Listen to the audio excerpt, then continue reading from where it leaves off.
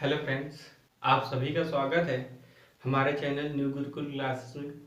तो हम लोग सीटेट की प्रिपरेशन डेली एक नया नया मोड लेके आते हैं। एक नया शेड्यूल होता है, एक नया कोई टॉपिक होता है। तो कल हम लोगों ने आंदोलन पढ़े हुए थे और आज हम लोग सम्मेलन पढ़ेंगे। कौन कौन से कॉन्फ्रेंस किए गए जो हमारे इन्वायरमेंट्स से रिलेटेड है। तो आज हम लोग कुछ बारे 8 से 10 इन्वायरमेंट में होने वाले कॉन्फ्रेंस पढ़ते हैं। चलिए सबसे पहला कॉन्फ्रेंस देख लेते हैं हम लोग। देखिए, कॉन्फ्रेंस की अगर बात करें तो सबसे पहला कॉन्फ्रेंस हम लोग देखेंगे यूनेप। यूनेप, ठीक है। पहला कॉन्फ्रेंस क्या कौन सा देखेंगे? यूनेप देखेंगे, ठीक है। चलिए, तो देखिए यूनेप की बात करें अगर तो इसका फुल फॉर्म होता है यूनाइटेड नेशन। यूनाइटेड नेशन, ठीक है। United Nation environment program. क्या होता है? United Nation environment program. Environment program, ये इसका फुल फॉर्म होता है। तो अब बात समझिए, यूनेप इसका अगर हम बात करें तो 1972 में इसका गठन हुआ था, ठीक है।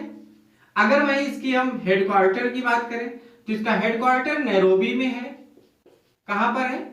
नैरोबी में। इसका हेडक्वार्टर नैरोबी में है, ठीक है। देखिए यूनेप में ये आपके मोस्ट इंपॉर्टेंट जो दो से तीन चीजें पूछा जाता है, ये पूछा जाता है। जैसे फॉर्म पूछ सकता है, स्थापना कब हुई थी ये पूछ सकता है, इसका हेडक्वार्टर क्या है। इसमें आपकी सरकारी, अर्ध सरकारी, निजी संस्थाएं व जितनी भी सिविल सोसाइटीज होती हैं, ये सारी चीजें इस यूनेप में इंक्लूड की जाती हैं। बात समझ में आ गया? यूनेप की बात करें तो हर एक चीज इसमें इंक्लूड होती है। तो ये आपका पहला कॉन्फ्रेंस रहा, कौन सा? यूनाइटेड नेशन इन्वायरमेंट प्रोग्राम, ठीक। बात समझ में आ गई? चलिए दूसरा प्रोग्राम, एक दूसरा देख लेते हैं। तो दूसरे की बात करें तो हम लोग यूनिसेफ पढ़ते हैं। कौन सा पढ़ते हैं? यूनिसेफ, ठीक है। यूनिसेफ, तो यूनिसेफ को हम लोग पढ़ते हैं United nation children's fund,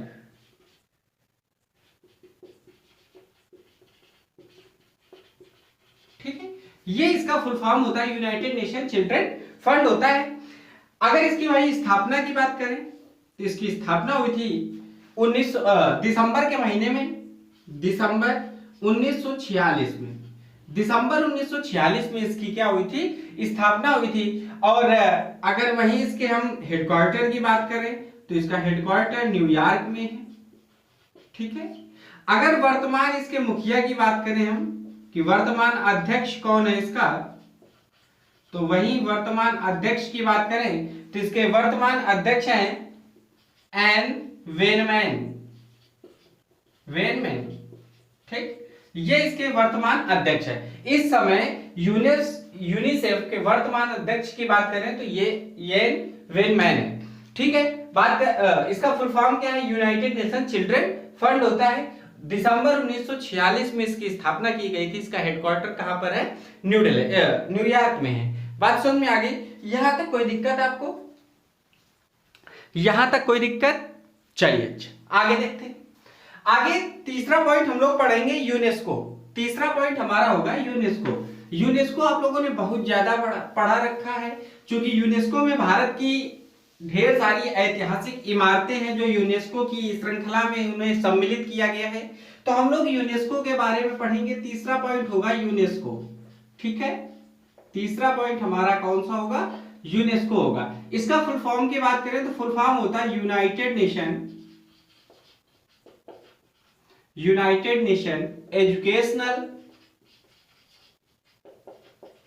educational scientific, ठीक है। United Nation educational scientific and cultural organisation,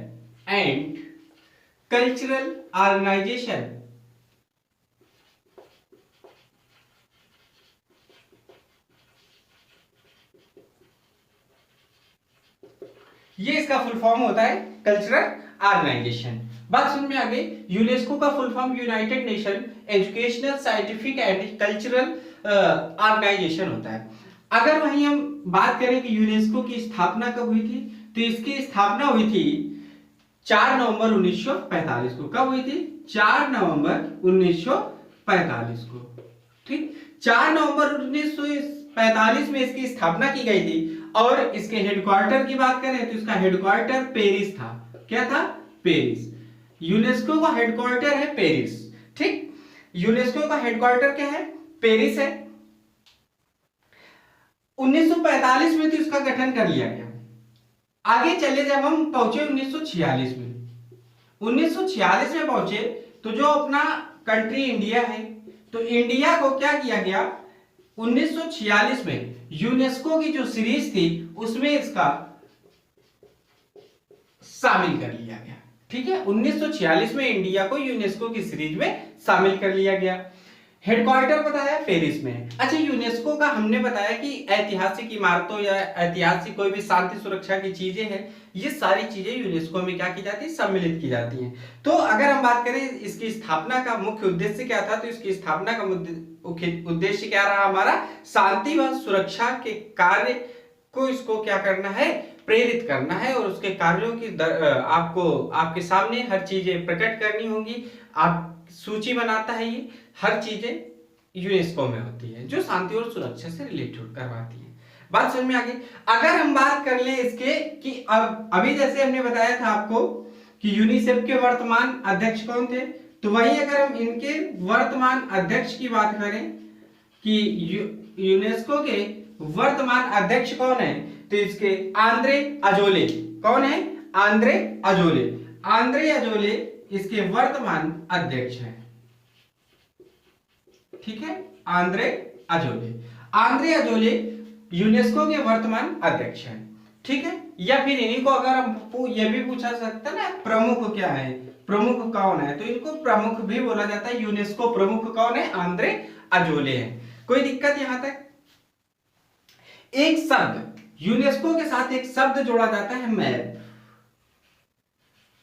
UNESCO के साथ एक शब्द जोड़ दिया जाता है, मैप जोड़ दिया जाता है। मैप का मतलब होता है man and diversity, biodiversity. Man and, full form देख लीजिए क्या होता है? Man and biodiversity, man and biodiversity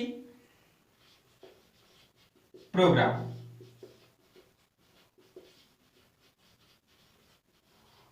ठीक है, क्या होता है मैन का फुल फॉर्म? मैप का मैन एंड बायोडाइवर्सिटी प्रोग्राम। तो यूनेस्को ने 1970 में, यूनेस्को ने 1970 में इस प्रोग्राम को अपने सीरीज में रखा या फिर लॉन्च किया था, ये बात हो गई। बात समझ में आ गई कि मैप जो आपका मैन एंड बायोडाइवर्सिटी प्रोग्राम है, यूनेस्को द्वारा 1970 में लाया गया था। ठीक है, शामिल किया गया था। तो उम्मीद है कि आपको यूनेस्को के बारे में जो भी सीटेट में रिलेटेड क्वेश्चंस होंगे वो सारी चीजें आपको क्लियरली समझ में आ गई होंगी। ठीक है, तो अब आगे एक चौथा पॉइंट देखते हैं और एक नई कॉन्फ्रेंस देख लेते हैं। सम्मेलन हम लोग पढ़ रहे हैं जो सीटेट 2020 के लिए बहुत ज्यादा इंपॉर्टेंट है। ठीक है, तो सीटेट में जितने हम आपको सम्मेलन पढ़ा रहे हैं, अगर क्वेश्चन सम्मेलन से आता है तो इससे बाहर कतई जा ही नहीं सकता है। सम्मेलन बस इतने ही हैं जो आपके पेपर में आते हैं, रिपीटेड चीजें होंगी। जब हम आपको क्वेश्चंस की सीरीज करवाएंगे तो वहां पर आपको इनके हम क्वेश्चंस भी दिखाएंगे और ये भी बताते जाएंगे कब और किस ईयर में आपके पेपर में आए हुए हैं ये क्वेश्चंस। ठीक है, अब हम लोग पढ़ते हैं WWF। WWF इसका फुल फॉर्म क्या होता है? World wild fund. ठीक है, एक इसका ये फुल फॉर्म होता है। दूसरा फुल फॉर्म अगर हम बात करें तो दूसरा फुल फॉर्म भी एक हम लोग बोला करते हैं, world wild fund for nature. World wide fund for nature. ठीक है, ये इसके दोनों फुल फॉर्म होते हैं। ठीक, आपके पेपर में कुछ भी आ सकता है। अगर वहीं अब हम बात करते हैं WWF की, तो इसकी स्थापना हुई थी 1961 में। कब हुई थी? 1961 में WWF की स्थापना की गई थी। इसकी स्थापना और इसके हेडक्वार्टर की बात करें तो इसका हेडक्वार्टर है ग्लैंड। कहां पर है? ग्लैंड, जो कि स्विट्जरलैंड में पड़ता है। स्विट्जरलैंड में ग्लैंड पड़ता है, जो इसका क्या है? हेडक्वार्टर है। ठीक है, अगर हम बात कर ले वहीं पर, तो इसका जो लोगो है वो है जॉइंट पांडा। क्या है? जॉइंट पांडा, जिसको हम लोग बोलते हैं शुभांकर। शुभांकर, हम लोग इसको शुभांकर बोलते हैं, जॉइंट पांडा है इसका। तो ये चीज आप लोग याद रखिएगा कि इसका जो शुभांकर है वो क्या है? जॉइंट पांडा है, जॉइंट पांडा। ठीक है, इसका जो शुभांकर है वो क्या है? जॉइंट पांडा है। बात समझ में आ गई? यहां तक कोई दिक्कत? चलिए, तो अब और एक अगला देख लेते हैं। इसी तरीके से हम लोग हर एक सम्मेलन को पढ़ लेंगे, जिससे आप लोगों को हर एक चीज क्लियर हो जाए। देखिए, अगला जो सम्मेलन है रामसर सम्मेलन, 5वां नंबर, रामसर सम्मेलन। ठीक है, तो जो रामसर सम्मेलन हुआ था, रामसर कॉन्फ्रेंस था। ठीक है, जो रामसर कॉन्फ्रेंस था ये रामसर स्थान पर ही हुआ था। कहां पर हुआ था? रामसर स्थान पर ही किया गया था, जो कि 2 फरवरी 1971 में किया गया था। कब किया गया था? 2 फरवरी 1971 में रामसर स्थान पर ही किया गया था। ठीक है, बात समझ में आ गई? रामसर स्थान में किया गया था। और ये रामसर स्थान पड़ता कहां था? तो ये रामसर स्थान आपका ईरान में पड़ता था। तो ईरान के रामसर शहर में रामसर सम्मेलन 2 फरवरी 1971 को किया गया था। रिलेटेड अगर हम बात करें तो ये पर्यावरण से रिलेट कर रहा था। पर्यावरण संबंधी जो प्रमुख विविधताएं थी, उनकी समस्याओं को समझना था। इन सारी चीजों के लिए रामसर सम्मेलन ईरान के रामसर शहर में 2 फरवरी 1971 को किया गया था। बात समझ में आ गई? कोई दिक्कत यहां तक? चलिए अगला देख लेते हैं। तो अगला देखिए 6वां नंबर, स्टॉकहोम सम्मेलन। यह भी बहुत ज्यादा पूछा जाता है। स्टॉकहोम सम्मेलन कब हुआ? ये चीजें आप इन सारी चीजों को कंफर्मली बिल्कुल समझ लीजिए, कोई दिक्कत नहीं होना चाहिए। तो देखिए, स्टॉकहोम सम्मेलन की अगर हम बात करें तो ये स्टॉकहोम है, तो स्टॉकहोम है मतलब स्टॉकहोम में ही ये सम्मेलन हुआ था। लेकिन डिपेंड ये करता है कि स्टॉकहोम सम्मेलन हुआ कब था। तो स्टॉकहोम सम्मेलन जून 1998 में हुआ था। ठीक है, जून 1998 में स्टॉकहोम सम्मेलन हुआ था। बात समझ में आ गई? जून 1998 में स्टॉकहोम सम्मेलन हुआ था। स्टॉकहोम सम्मेलन में इसमें जो प्रमुख होने का कारण था वो था पर्यावरण संधि। क्या था? पर्यावरण संधि। पर्यावरण संधि के लिए स्टॉकहोम सम्मेलन करवाया गया था। बात समझ में आ गई? यहां तक कोई दिक्कत आपको? स्टॉकहोम सम्मेलन जून 1998 में हुआ था, और कहां हुआ था? तो स्टॉकहोम में ही हुआ था। ठीक है, चलिए आगे देखिए, जो सबसे ज्यादा इंपॉर्टेंट वो है पृथ्वी सम्मेलन। पृथ्वी सम्मेलन, ठीक, अर्थ समिति इस 20 को बोलते हैं।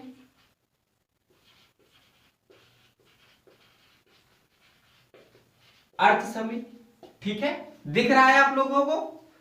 क्रॉपिंग तो नहीं हुई? ठीक है, चलिए तो बात समझ में आ गई। अर्थ सम्मेलन, अर्थ समिति हुई थी, ये आपका 7वां पॉइंट है। ठीक है, इसको हम लोग अनसेट भी बोलते हैं। पेपर में ये भी अगर लिख के आता है तो इसका मतलब भी क्या होगा? पृथ्वी सम्मेलन ही होता है। ठीक है, अगर वही अनसेट की फुल फॉर्म की बात कर लें तो United nation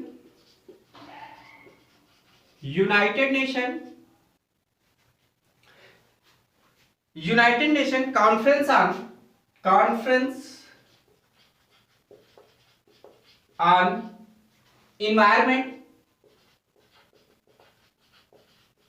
environment and development।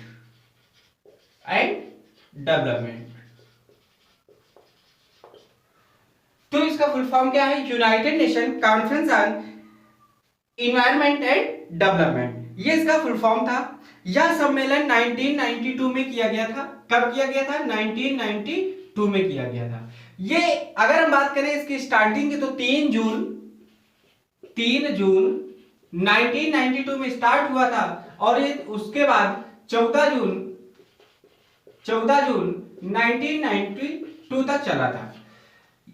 ये 3 जून 1992 से स्टार्ट हुआ था और 14 जून 1992 तक चला था। ये चला कहां था? तो ये चला था रियो डी जेनेरियो में। कहां चला था? रियो डी जेनेरियो में। यहां पर इस सम्मेलन को मतलब रियो डी जेनेरियो एक स्थान था जहां पर 3 जून 1992 से 14 जून 1992 तक पृथ्वी सम्मेलन किया गया था। ठीक, बात समझ में आ गई। ये रियो डी जेनेरियो जो जगह पड़ रही थी, ये स्थान आपका ब्राजील में था। कहां पर था? ब्राजील में। ब्राजील देश के रियो डी जेनेरियो स्थान पर 3 जून 1992 से 14 जून 1992 तक पृथ्वी सम्मेलन किया गया था। पृथ्वी सम्मेलन में अगर हम बात करें तो क्या हुआ था? इसके द्वारा अंतरराष्ट्रीय पर्यावरण संधि हुई थी।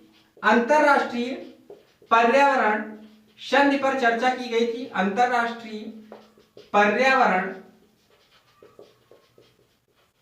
संधि पर चर्चा हुई थी इस पे। तो जो अंतरराष्ट्रीय स्तर पर पर्यावरण पर अगर कोई भी संधियां होनी थी तो वो हम पृथ्वी सम्मेलन के अंतर्गत करना बताया गया। पृथ्वी सम्मेलन जब हुआ, ठीक है, पृथ्वी सम्मेलन जब हुआ तो क्या हुआ? इसमें एजेंडा 21 लाया गया था। पृथ्वी सम्मेलन में एजेंडा 21 लाया गया था। इस बात को इंपॉर्टेंस दीजिएगा। ये क्वेश्चन बन सकता है कि एजेंडा 21 किस सम्मेलन में लाया गया था? स्टॉकहोम सम्मेलन में, पृथ्वी सम्मेलन में, रामसर सम्मेलन में या फिर अनसेट में? ठीक, अनसेट तो यही हो गया आपका, इनमें से कोई नहीं। इस तरीके से क्वेश्चन पूछ सकता है कि एजेंडा 21 कब लाया गया था? तो पृथ्वी सम्मेलन में या अनसेट में लाया गया था। अनसेट का फुल फॉर्म आपको क्लियर हो गया। ठीक है, अब देखिए इसी के अंतर्गत मतलब कि पृथ्वी सम्मेलन के अंतर्गत यूएनएफसीसी ये भी लाया गया था।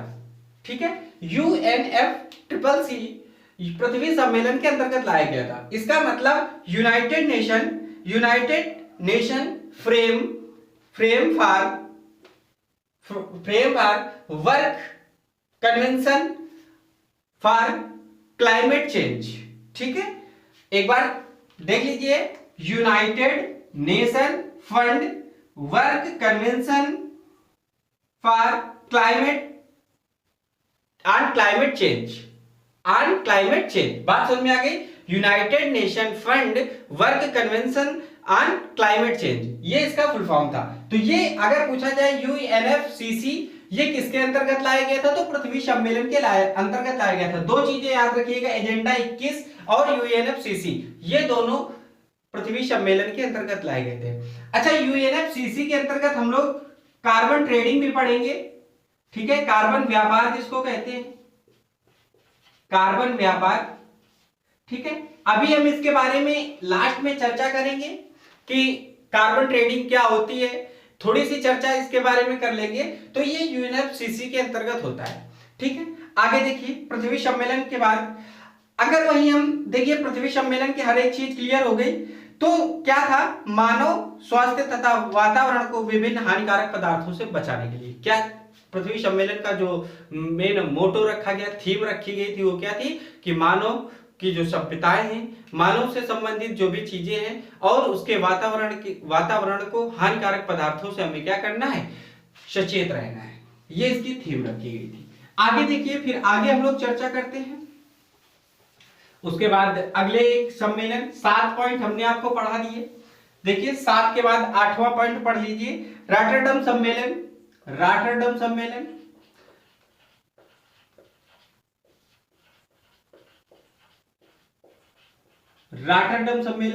अब ये सम्मेलन क्या था?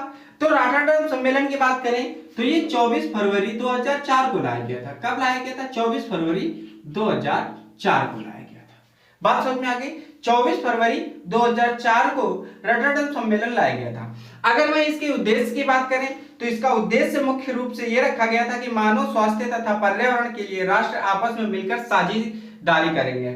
ठीक है, हानिकारक रासायनिकों को ले जाना राष्ट्रों की साझेदारी पर निर्भर करेगा। मतलब यह है कि कोई भी राष्ट्र अगर किसी भी हानिकारक पदार्थों का क्रय विक्रय करता है तो वो रॉटरडम सम्मेलन के अंतर्गत ही करेगा।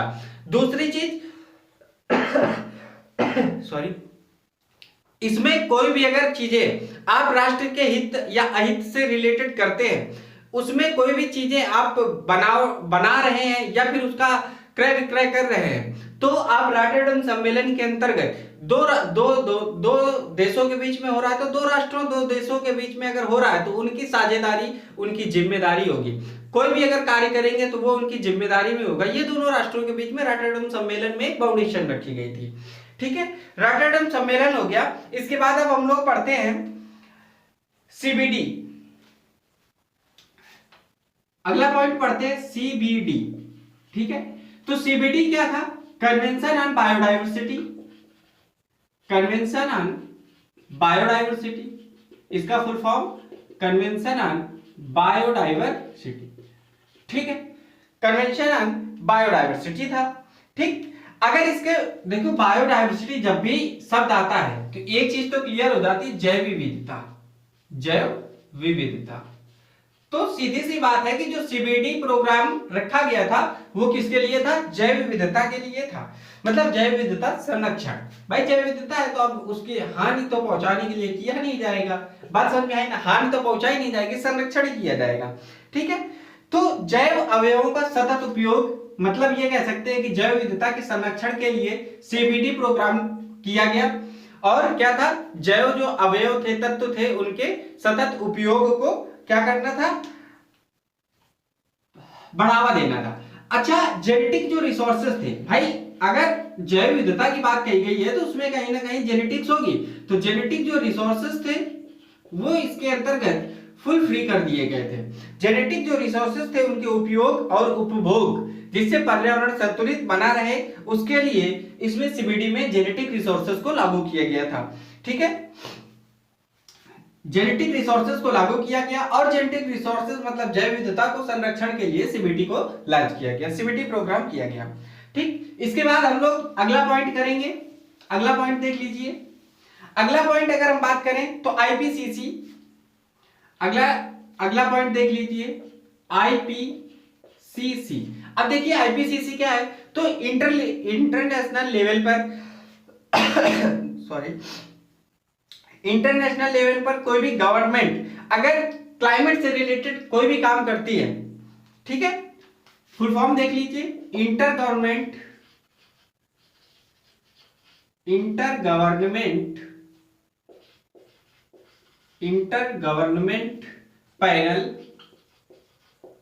Panel on climate change.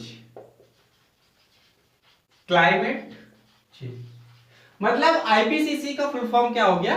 Inter government panel on climate change. तो इसके लिए ये किया गया था। इसको 3 समूहों में बांटा गया था। आईपीसीसी को अगर हम बात करें तो इसको 3 समूहों में बांटा गया, या फिर हम ये कह लें कि जो इसका वर्किंग ग्रुप था वो 3 चीजों में बांट दिया गया था। अब वो 3 चीजें कौन कौन सी थी वो समझ लेते हैं। तो जैसे पहला अगर हम बात करें तो पहला हमारा तो वैज्ञानिक संकलन करना था, वैज्ञानिक स्तर पर वैज्ञानिक संकलन करना था। ठीक है, वैज्ञानिक संकलन करना था। बात समझ में आ गई? पहला जो रखा गया पॉइंट, 3 ग्रुप बनाए गए थे। 3 ग्रुप में पहला ग्रुप क्या था? वैज्ञानिक संकलन करना। वहीं अगर दूसरे ग्रुप की बात करें तो पर्यावरण समस्या की जानकारी एकत्रित करना था। पर्यावरण समस्या की जानकारी, ठीक, पर्यावरण समस्या की क्या करना था? जानकारी को प्राप्त करना था। अगर वहीं तीसरे पॉइंट की बात करें तो तीसरा पॉइंट जो इसका था वो जलवायु परिवर्तन पर था।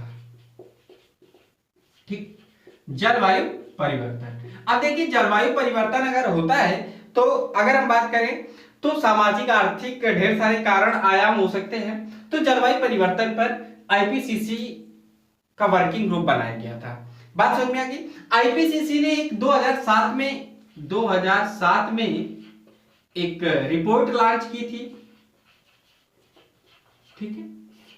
2007 में आईपीसीसी ने एक रिपोर्ट लॉन्च की जिसमें उसने कहा था कि 21वीं शताब्दी में 21वीं शताब्दी में जो इंडिया होगा, इंडिया का जो टेम्परेचर होगा, टेम्परेचर क्या होगा, इसे 2007 की रिपोर्ट में उसने पहले ही बता दिया था कि जो 21वीं सदी का टेम्परेचर होगा वो 1.1 से 6.4 डिग्री सेल्सियस तक क्या होगा, इंक्रीज होगा, मतलब बढ़ेगा। बात समझ में आ गई, ठीक। 21वीं शताब्दी में इंडिया का टेम्परेचर 1.1 डिग्री सेल्सियस से 6.4 डिग्री सेल्सियस तक बढ़ सकता है, ये उसने उम्मीद जताई थी, कंफर्मली बोला था कि इतना बढ़ सकता है, ठीक है। बात समझ में आ गई। लेकिन वहीं पर हुआ क्या, इसने ये सब कुछ तो बताया लेकिन भारत ने इसका ठीक उल्टा कर दिया। भारत ने क्या किया था, क्लीन डेवलपमेंट मैकेनिज्म, मतलब कि सीडीएम, क्या किया था, भारत ने सीडीएम को अपना लिया था। भारत ने क्या किया, सीडीएम अपना लिया। सीडीएम का मतलब क्या होता है, क्लीन डेवलपमेंट मैकेनिज्म।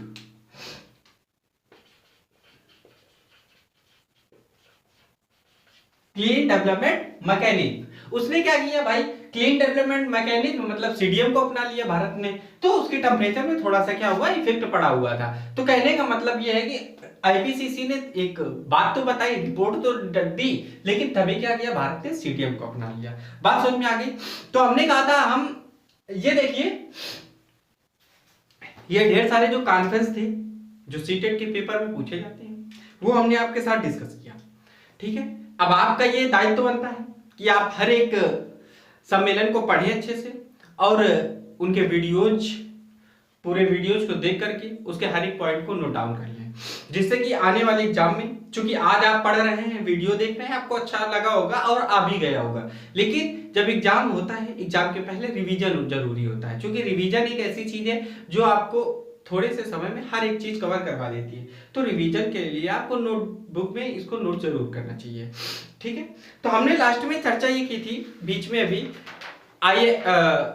INFCC के अंतर्गत CCC जो हमने बात बताई थी कि इंटरनेशनल जो फंड था for convention and climate change पर, तो उस पे कार्बन ट्रेडिंग भी होती है, ठीक है।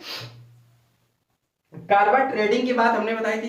तो जो कार्बन ट्रेडिंग की अगर हम बात करें, तो जो कार्बन ट्रेडिंग था मतलब CO2, कार्बन जो गैस थी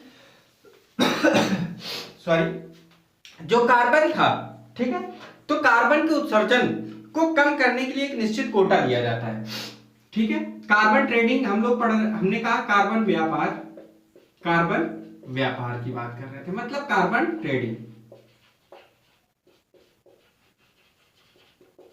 अगर हम कार्बन ट्रेडिंग की बात करें तो कार्बन ट्रेडिंग में बताया गया कि UNFCCC के अंतर्गत हर एक देश को क्या दिया जाता है, कार्बन के कम से कम उत्सर्जन के लिए एक कोटा दिया जाता है, ठीक है। कार्बन के कम से कम उत्सर्जन के लिए एक कोटा दिया जाता है, जिससे क्या कर सकता है वो, अब उस कम से कम दिया गया, अब अधिक से अधिक तो बात नहीं की गई भाई, कम से कम 1 दे दिया गया, अगर 1% दिया गया तो अब जरूरी कम से कम 1 आपको तो गेन करना ही करना है, आप फिर उसके ऊपर कुछ भी कर रहे हैं ये इंपॉर्टेंट नहीं रखता। तो अगर आप इससे ऊपर करते हैं, सपोज दैट ABC 3 कंट्री हैं, अब बताया गया कि हर एक कंट्री को मिनिमम 1% क्या करना है, कार्बन ट्रेडिंग करनी है, ठीक। लेकिन इसने क्या किया, इसने तो 3% गेनिंग कर ली, इसने क्या किया 0.5% गेनिंग की और इसने 0.6% गेनिंग की। मतलब कि इन्होंने क्या किया, जो कोटा दिया गया था उससे कम किया, इसने कोटा से ज्यादा किया। तो ये क्या कर सकता है, ये इसका विक्रय कर सकता है, सेल कर सकता है, ठीक है। और ये दोनों इसका क्या कर सकते हैं, क्रय कर सकते हैं इसका,